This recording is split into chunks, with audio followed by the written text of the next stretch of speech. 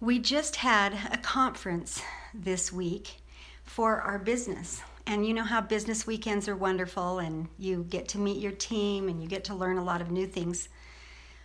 But why do you do what you do? And we had a speaker explaining to us that we need to know our why. And of course, all this time that I've been doing business, I've always said it was for my family, for my family, for my family.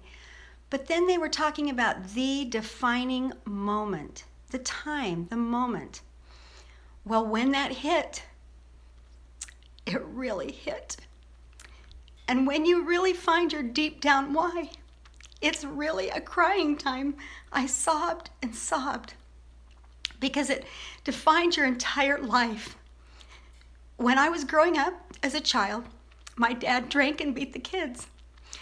And so we would have, he would come home and he would beat everyone. I'm the baby of 7. So a lot of times I was spared because my older brother next to me would hide me in the closet and say, okay, we're just going to play dolls very quietly. Dad doesn't know we're in here. And I could hear the screams, I could hear the booms. And yes, sometimes I got it too, and sometimes my brother, and we all did. And my mom shielded us as much as she could. But when my dad would leave, my mom was amazing. She was really resilient. She would grab us all and say, who's hurt? Who needs to go to the hospital?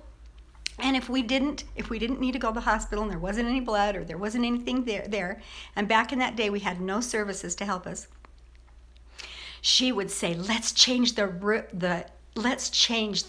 attitude in this house. Let's change the mood. And she would grab that piano and honky-tonk it for all her life. And we would laugh and jump up and down on the couches and sing and harmonize. And I got my love for music and my love for singing then.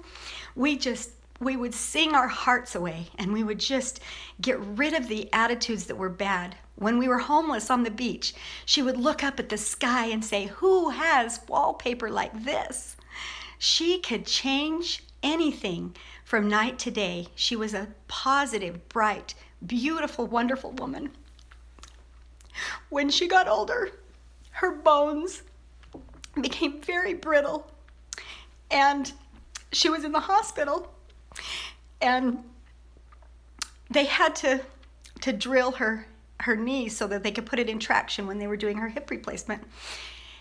And they forgot, or they didn't wait until the anesthetic had taken place. And they started drilling before that anesthetic took place. Her screams were so traumatizing to everybody in the hospital. It was excruciating. And to see this woman who had been through so much have to do that, I started searching for an answer. There's got to be an answer. We got to have better health products for bones. We just can't go through that. And I thought, I have to do this for me and for my children and for her. Well, I didn't discover the answer until after she had passed. But when I did, I grabbed onto that product and I took it. I used to have the bones of an 80-year-old when I was in my 50s. And I'm 64 right now, and I have the bones of a 35-year-old.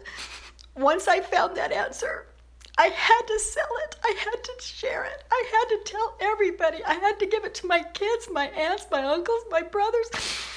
I have thousands of people now who are better. And that's why I do this channel. That's why I do this business. And I just had to share that with you. Thank you. I hope that you have something in your life that you're passionate about and that you can help others in this world with. And just go for it. Go for it with all your love and all your heart, because everybody's got a mission. And so my mission is helping other people to fulfill their missions, and you can't do it when you're hurt. So thank you.